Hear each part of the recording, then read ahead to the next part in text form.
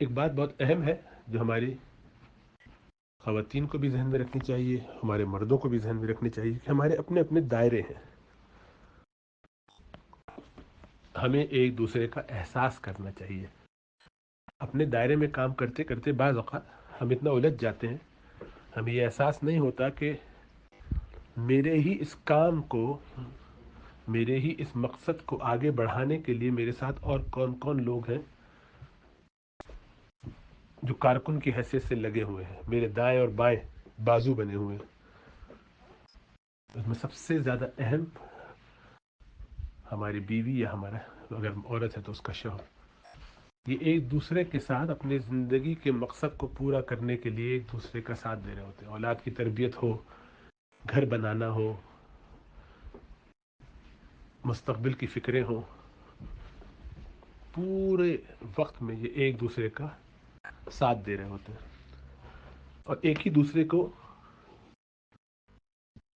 اس قدر شدت کے ساتھ رد کر رہے ہوتے ہیں، ایک دوسرے کی کنٹریبیوشن کو، ایک دوسرے کی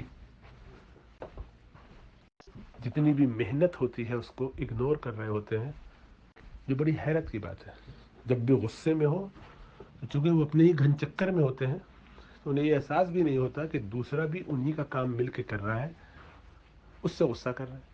یعنی ایک گاڑی کو دھکا لگانے کے لیے 4 لوگ کھڑے ہوں، 2 لوگ کھڑے ہوں، وہ دھکا لگا رہے ہوں، باقی ادھر ادھر کے لوگ ہوں، ان سے تو مسکرا کے بات کی جا رہی ہو، اور جو آپ کے ساتھ گاڑی کو دھکا لگانے میں لگا ہوا ہو وہ بھی پسینے پسینے ہو جائے، اس سے لڑا جھگڑا جائے، یہ خیال کر کے کہ میں تو جان لگا رہا ہوں، یہ نہیں لگا رہی، یا وہی سمجھے کہ میں بہت محنت کر رہی ہوں، یہ نہیں کر رہا.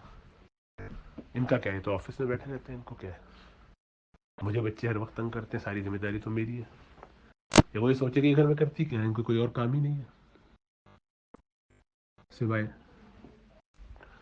کھانا وانا ایک دفعہ پکا لیا، صفائی کر لی، پھر رہ کے کچھ اور ہے ہی نہیں. بچے تو ہوتے ہیں گھر میں، ٹی وی پہ فون پہ لگے رہتے. تو یہ سب نیگیٹو خیالات نہیں آنے چاہیے، ہر ایک کو اس کے حال پہ چھوڑ دینا چاہیے، اور یہ سمجھنا چاہیے کہ سب مل کے ایک ہی مقصد کو حاصل کرنا چاہ رہے ہیں، کہ اپنے گھر کو بنانا چاہتے ہیں، اپنی اولاد کی اچھی پرورش کی کوشش کر رہے ہیں، اس کی دنیا اور آخرت سنوارنے کی کوشش کر رہے ہیں. اللہ ہمیں سمجھ اور شعور عطا فرمائے. اگر ہم ایسا نہیں کریں گے تو کبھی بھی ہمیں وہ چیزیں حاصل نہیں ہوں گی جو ہم حاصل کرنا چاہتے ہیں. پھر ہوتا کیا ہے کہ ہم اس جھنجھلاہٹ میں دوسرے پہ کبھی زیادتی کر جاتے ہیں، زبان سے، کبھی ہاتھ سے، کبھی اس پہ نقص نکال کے، کوئی اس کے اوپر الزام لگا کے، کوئی ایسی بات کہہ کے دل جلانے کی، تکلیف دینے کی، کوئی کڑوی بات کہہ دیتے ہیں. تو اپنے اپنے دائرے میں کام کرتے رہنا چاہیے اور دوسرے کے کام کو اپریشیٹ کرنا چاہیے. ایک زمانہ تھا کہ ڈاکٹر حضرات یہ سمجھتے تھے کہ وہی سب کچھ ہے، مائی باپ اور سب کچھ ہیڈ وہی ہے، ان کے ساتھ جو کام کرنے والی نرس ہیں اور چپراسی وغیرہ، اور اسی طریقے سے فارماسسٹ جو دوائیں لا کے کھلائے، دوائیں پہنچائے، بنا کے بھیجے، یا پورٹرز یا کلینرز، ان میں سے کسی. اب الحمدللہ لوگوں کو سمجھ میں آیا کہ سب مل کے کام کرتے ہیں. آپ ڈاکٹر بن کے علامہ گیری کر کے پورا ڈائگنوسس کر کے بتا دیں کہ یہ بیماری ہے، یہ علاج، نہ کوئی دوا دے رہا ہے، نہ کوئی صفائی کر رہا ہے مریض کی، کھلانے والا کھلا نہیں رہا، پکانے والا صحیح پکا نہیں رہا، دوا وقت پہ آتی نہیں ہے، ایکس رے کے لیے لے جانا ہے، کوئی لے جانے والا ہی نہیں ہے. تو کیسے کام چلے گا؟ ہر ایک کے کام کو اپریشیٹ کرنا ضروری ہے. وہ کم زیادہ ہو سکتا ہے لیکن اپریشیٹ کرنا ضروری ہے. اللہ نے جس کو جتنا مکلف بنایا وہ اس کے مطابق کام کر رہا ہے، اس کو اس سے زیادہ پر مجبور نہیں کرنا چاہیے. وہ اپنے شوق سے کر دے تو بہت اچھا ہے.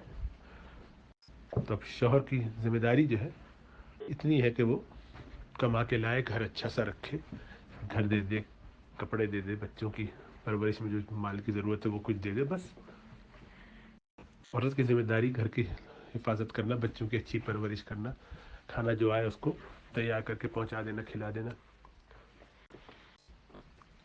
اس کے علاوہ جتنے ہم بہت سارے کام اور کرتے ہیں جو اچھی بات ہے، کہ مثلا یہ کہ بچوں کو دنیاوی تعلیم دینے میں جان لگا رہے ہیں، مدرسے کا پڑھانے میں کھپ گئے ہیں چھوٹی چھوٹی عمر کے بچوں کو.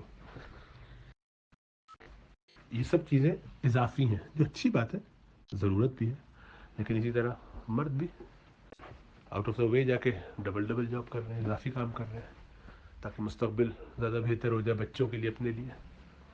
تو جو بھی جو حلال طریقے سے کام کر رہا ہو, زائدہ ضرورت بھی کر رہا ہو, تو پیار محبت سے ایک دوسرے کو سمجھا کے تو کرنا چاہیے, لڑائی جھگڑا نہیں, نفرتوں کے ساتھ نہیں, ایک دوسرے کو اپریشیٹ نہ کر کے نہیں, کیونکہ اس سے دل پھٹتے ہیں.